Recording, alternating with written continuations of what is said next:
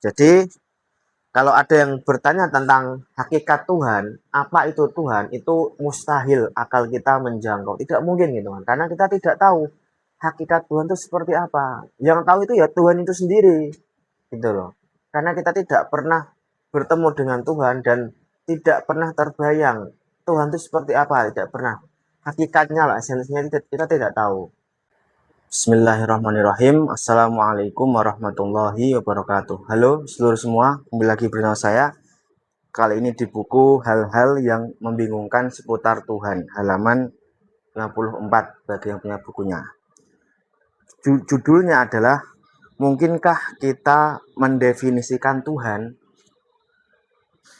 Definisi adalah susunan makna yang kita sertakan untuk menjelaskan hakikat sesuatu. Kalau ada pertanyaan apa itu manusia, maka pertanyaan itu adalah pertanyaan yang hendak meminta penjelasan tentang hakikat manusia. Boleh jadi pertanyaan serupa kita ajukan dalam soal ketuhanan. Apa itu Tuhan? Sebelum menjawab, harus ditegaskan bahwa pertanyaan ini berbeda dengan pertanyaan siapa itu Tuhan. Dalam perspektif ilmu logika, pertanyaan yang menggunakan kata apa, ma, atau what adalah pertanyaan yang bertujuan untuk menyingkap esensi atau hakikat sesuatu. Sedangkan pertanyaan yang menggunakan kata siapa, man, who, bertujuan untuk menanyakan atribut, sifat, identitas, atau predikat yang dimiliki oleh sesuatu yang ditanyakan itu. Sebagai contoh sederhana, misalnya saya bertanya, apa itu Nisa Sabian? Kepada siapapun pertanyaan ini diajukan, jawabannya hanya ada satu, yaitu manusia. Nisa Sabian adalah seorang manusia. Titik. Kata manusia itu sudah menjelaskan esensi utuh dari seorang Sabian. Tapi ketika saya bertanya siapa itu Nisa Sabian, jawabannya tentu bisa beragam, tergantung sejauh mana pengenalan orang yang hendak menjawab pertanyaan itu terhadap Nisa Sabian. Nisa Sabian adalah seorang penyanyi dengan suara aduhai, mempesona, yang mampu menyihir hati dan telinga. Nisa Sabian adalah artis muda yang imut dan disukai oleh banyak pria. Nisa Sabian adalah seorang muslimah yang terhormat dan taat beragama. Nisa Sabian adalah gadis mungil yang layak dijadikan sebagai pasangan hidup bagi pria manapun saja. Itu semua adalah jawaban-jawaban yang bisa kita kemukakan ketika pertanyaan yang diajukan menggunakan kata siapa. Artinya, yang kita sertakan di sana adalah sifat, bukan hakikat. Nah, begitu juga halnya ketika kita ingin bertanya tentang Tuhan. Kita perlu luruskan terlebih dahulu pertanyaan yang hendak kita ajukan. Apakah pertanyaan tersebut bertujuan untuk menerawang hakikat atau hanya menanyakan sifat? Sebenarnya boleh tidak kita bertanya tentang Tuhan? Tentu saja boleh. Tapi masalahnya, bisakah kita menyingkap esensi dan hakikat Tuhan? Inilah pertanyaan penting yang harus segera kita jawab. Kalau Anda menjawab iya dan Anda mengajukan suatu definisi tertentu, itu artinya esensi Tuhan tersandra dalam definisi yang Anda sebutkan. Dengan kata lain, dengan adanya pendefinisian itu, Tuhan menjadi terbatas. Dan kalau sesuatu yang kita anggap sebagai Tuhan itu terbatas, maka gugurlah sudah aspek ketuhanannya. Di sisi lain, Tuhan itu tak diciptakan. Bahkan yang ada justru dialah yang menjadi sumber segala ciptaan. Karena kalau dia diciptakan, ya jelas namanya bukan Tuhan lagi. Sementara definisi yang kita kemukakan, apapun bunyinya itu adalah kreasi nalar yang selain diciptakan juga syarat dengan keterbatasan. Pertanyaannya, mungkinkah kita menjelaskan hakikat Sang Pencipta, sementara penjelasan kita sendiri adalah sesuatu yang tercipta dari nalar yang tak akan ada kecuali dengan adanya Sang Pencipta? Anda bisa termenung sejenak untuk menjawab pertanyaan ini. Tapi pada akhirnya saya yakin kesimpulan Anda akan berakhir dengan kata tidak. Pertanyaan di atas kira-kira hampir mirip dengan pertanyaan seperti ini.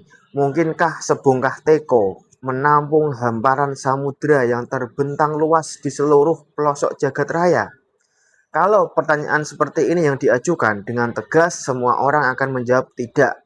Kira-kira begitulah perumpamaan ketika kita mengajukan pertanyaan apa itu Tuhan. Karena pertanyaan tersebut bertujuan untuk menyingkap hakikat, sementara hakikat Tuhan tak akan bisa dijangkau. Maka pertanyaan itu pun pada akhirnya akan berujung dengan kesia-siaan. Mengapa bisa demikian? Ya karena memang jawabannya tidak tersedia. Di kitab suci manapun tidak akan ada ayat yang menjelaskan hakikat Tuhan yang sesungguhnya. Yang ada hanyalah penjelasan tentang sifat-sifatnya, bukan hakikatnya. Bahkan mengutip pernyataan guru penulis Syekh Gamal Farouk, penyebutan nama dan sifat-sifat Tuhan itu sendiri sejujurnya tidak menjelaskan hakikat yang sesungguhnya. Penyebutan nama-nama itu, terang Syekh Gamal, hanya litakrib saja, artinya hanya untuk mendekatkan pemahaman kita saja, bukan menjelaskan hakikat sesungguhnya. Soal hakikatnya seperti apa, jangankan kita, para nabi saja tidak ada yang tahu. Karena itu, pertanyaan yang bertujuan untuk mendefinisikan Tuhan akan berujung dengan jawaban yang memuaskan. Pertanyaan yang lebih relevan untuk diajukan sebenarnya bukan apa itu Tuhan, melainkan siapa itu Tuhan. Jika pertanyaan ini yang diajukan, akal kita juga masih lumpuh untuk menjawab. Tapi untungnya, kita memiliki kitab suci yang menyediakan sekian banyak jawaban, dan dari sanalah kita bisa mengenal Tuhan. Jadi Tuhan itu bisa dikenal, bisa diketahui sifat-sifatnya, dan karena itu kita pun diperintahkan untuk menyembahnya. Tapi dia tidak bisa dan tak akan pernah bisa diketahui hakikatnya, hatta oleh para nabi sekalipun. Karena itu kita tidak akan pernah mampu untuk mendefinisikannya. Itu sebabnya kalau kita merujuk pada Al-Quran, ada satu narasi menarik yang penting untuk dikemukakan dalam konteks ini, yaitu narasi yang merekam dialog antara Fir'aun dan Nabi Musa alaihissalam. Dalam suatu ayat, Fir'aun bertanya kepada Nabi Musa tentang Tuhan yang disembahnya dengan menggunakan kata man atau siapa, yang tujuannya ialah mengenali atribut atau sifat. Petikan ayatnya ialah sebagai berikut, artinya, dia Fir'aun berkata, siapakah Tuhanmu wahai Musa? Dia Musa menjawab, Tuhan kami adalah Tuhan yang telah memberikan bentuk kejadian kepada segala sesuatu, kemudian memberinya petunjuk. Surat Toha ayat 49-50. Di ayat lain, Fir'aun menggunakan kata ma atau apa, yang tujuannya seperti yang penulis singgung di atas ialah menanyakan esensi atau hakikat. Meski yang ditanya adalah hakikat, jawaban Al-Quran lagi-lagi hanya menyertakan sifat, bukan hakikat. Perhatikan potongan ayat sebagai berikut. Fir'aun bertanya, apa Tuhan seluruh alam itu? Dia Musa menjawab, Tuhan pencipta langit dan bumi, dan apa yang ada di antara keduanya ialah Tuhanmu, jika kamu mempercayainya. Asy-Syu'ara ayat 23-24. Sayangnya Al-Quran terjemah versi Depak menerjemahkan kata ma itu dengan siapa. Padahal ma dengan man itu dua kata yang memiliki fungsi berbeda. Tapi yang jelas, baik menggunakan ma ataupun man, jawaban yang dikemukakan Al-Quran sama saja, yaitu berbicara tentang sifat, bukan hakikat. Karena hakikat Tuhan tak bisa akan terjangkau. Manakala hakikat itu dijelaskan, maka cukuplah itu menjadi bukti akan keterbatasan Tuhan. Dan itu mustahil.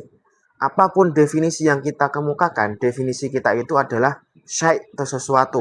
Sementara Tuhan, seperti yang ditegaskan dalam Al-Quran, laisa kamitslihi syai'un, tidak diserupai oleh sesuatu.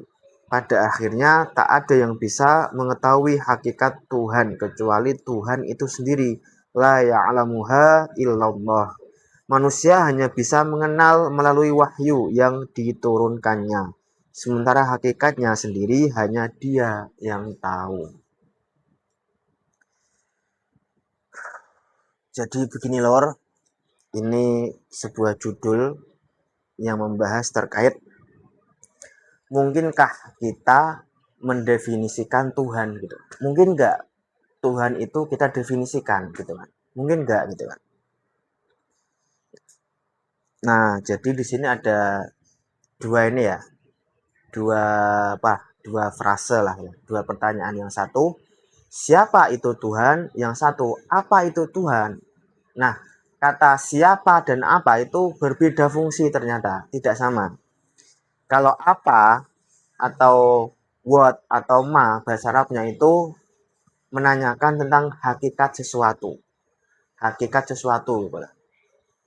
Tapi kalau siapa, man atau who itu pertanyaan terkait dengan sifat atau atribut sesuatu gitu kan.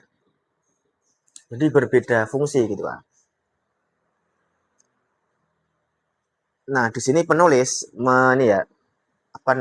mencontohkan pertanyaan sederhana. Misalkan bertanya tentang apa itu Nisa Sabian gitu kan.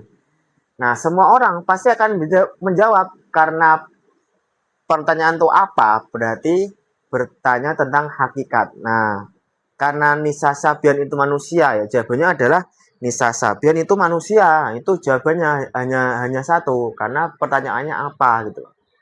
Tapi kalau ada yang bertanya siapa itu Nisa Sabian, maka jawabannya beragam tergantung tergantung selera jawabannya itu. Ada yang menjawab misalkan Nisa Sabian itu seorang penyanyi dengan suara yang sangat eksotis gitu. Ada juga yang mengatakan Nisa Sabian itu artis muda yang imut dan disukai banyak orang. Ada juga yang mengatakan Nisa itu seorang muslimah yang terhormat gitu kan. Ada juga yang mengatakan Nisa itu gadis mungil yang layak untuk dijadikan pasangan gitu kan. Itu semua jawaban dari kata pertanyaan siapa gitu kan. Berbeda dengan apa gitu loh. Nah, begitu juga dengan Tuhan. Jadi Tuhan itu mau pertanyaannya apa atau siapa? Mungkinkah kita bertanya tentang apa itu Tuhan atau siapa itu Tuhan gitu loh. Kalau kita bertanya apa itu Tuhan, berarti kita bertanya tentang esensi atau hakikat Tuhan itu seperti apa.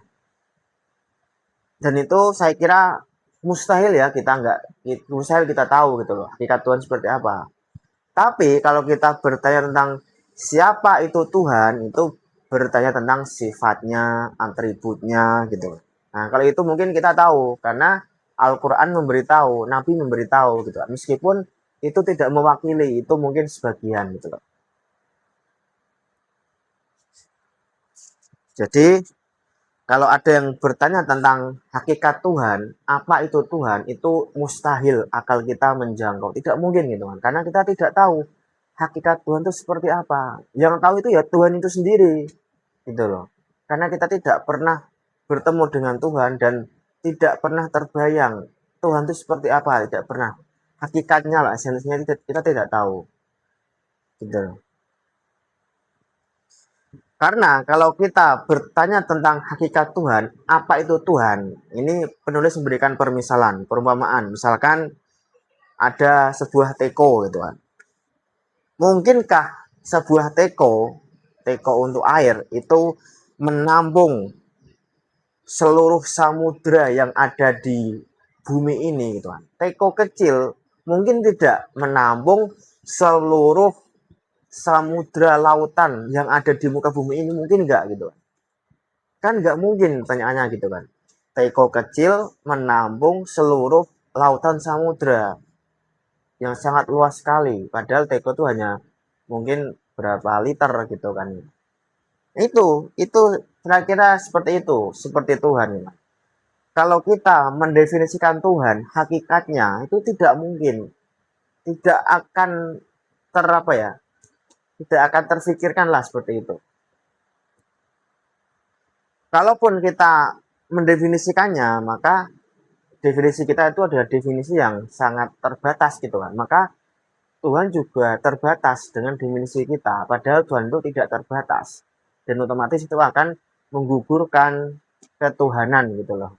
Otomatis itu gugur karena Tuhan terbatas oleh definisi kita sendiri. Jadi menurut penulis ini sekolah di Mesir gitu kan, beliau punya guru gitu kan, gurunya juga ini istilahnya sama. Jadi mungkin kita hanya bisa mengetahui sifat-sifat Tuhan saja, tidak mungkin kita mengetahui hakikatnya. Tetapi adanya sifat-sifat Tuhan yang telah diberitahukan oleh Al-Quran dan Sunnah itu pun sebenarnya tidak menjelaskan hakikat sesungguhnya Tuhan gitu kan.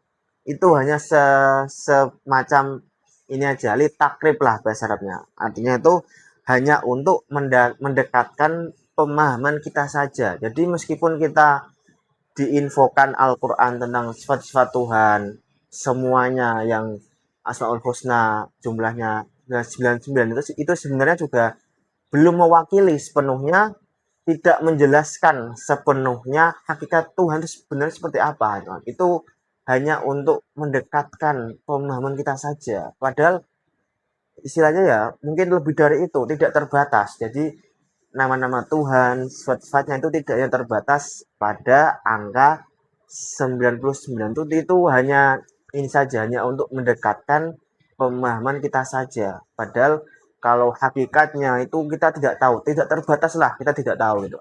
Jadi angka 99 itu hanya angka untuk mendekatkan pemahaman kita saja, tidak menjelaskan hakikat Tuhan seutuhnya. Meskipun Al-Quran yang mengabarkan gitu.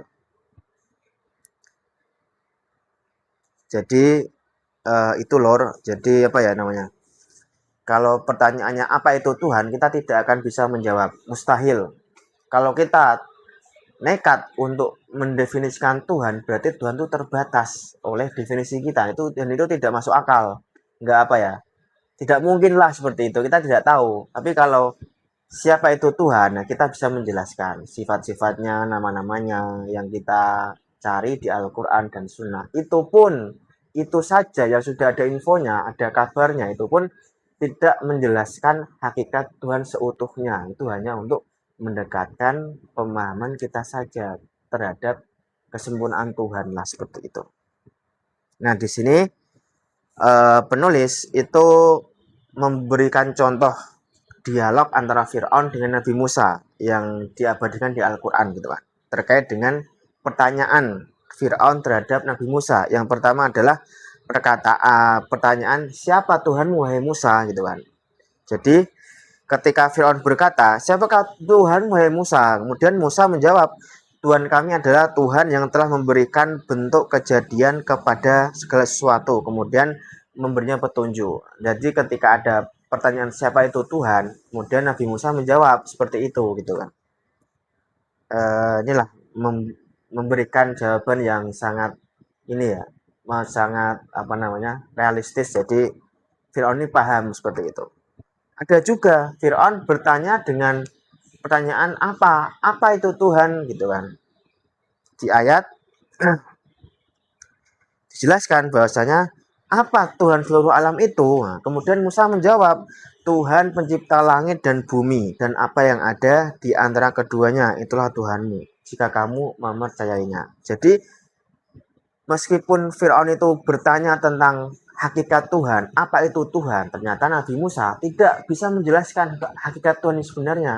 Nabi Musa juga menjelaskan tentang sifat Tuhan, yaitu sifat tentang menciptakan gitu kan, pencipta, dia ini pencipta langit dan bumi, itu kan sifat Tuhan, tapi tidak bisa menjelaskan hakikat Tuhan itu sendiri, esensi seperti apa, nggak bisa.